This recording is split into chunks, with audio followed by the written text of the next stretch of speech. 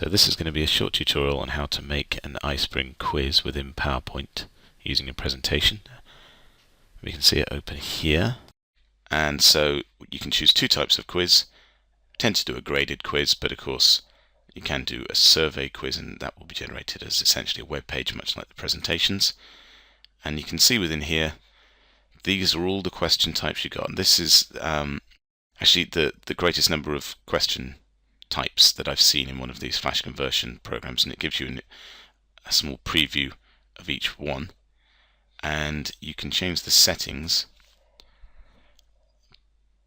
by ask for username and email, and then it will automatically send the results. You can give you can say how much the pass score is, time limit, how many attempts they can have, navigation, one question at a time, or they can submit all at the same time, so they can quit essentially if they want to do submit all.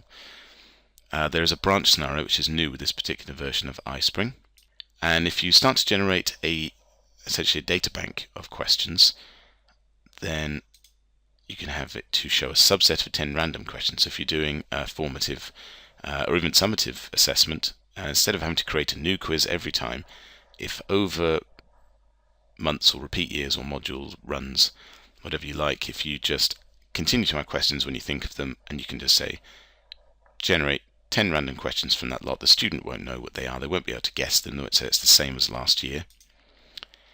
And you can tell it what you want it to display throughout. You can tell it how many points you want it to give and how many attempts for each one, and you can choose what you tell them with each answer. The result you can have, this is the best thing I find about the iSpring quiz maker, is this area here. Within result, you can have it send the quiz result to an email, and you give it the email address.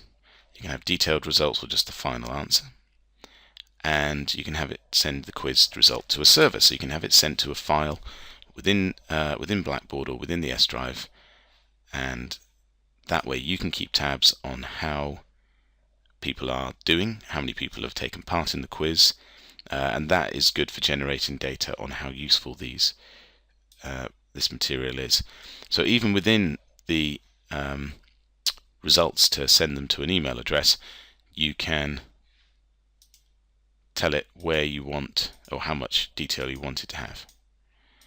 So if you just want the score that they got, absolutely fine. If you want to know which questions they got wrong and which questions they got right, then have it send the entire thing to you, and you can customize it for each question type. Within the email settings, this is where it's going to be sending, this is what's going to be sent to you, and it's going to say who it came from and what their name was. You could have them put their student ID in, or student number rather than their name, just for anonymity.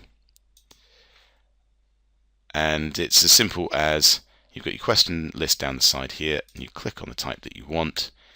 You give all the information. You can add pictures, you can add equations, and you can change the grading of each question, and you can give them feedback at the end or by each question as they go through it. And so you just add them through here, and you can delete whichever one is yellow. So I'll take out the first question, and now I've just got in a fill the blank question. You can make it case sensitive, so when you're putting in the potential answers they could give, for instance, a type in question, and in the correct answer 1, you can type in whether it's capitals or lowercase. If you choose to make it case sensitive, you would have to provide duplicate answers, but with the correct higher case or the lowercase.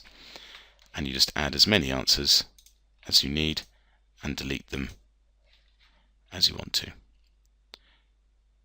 Same kind of thing, so when you click on publish, or save and close in fact, if you publish it, it will publish it as a standalone quiz.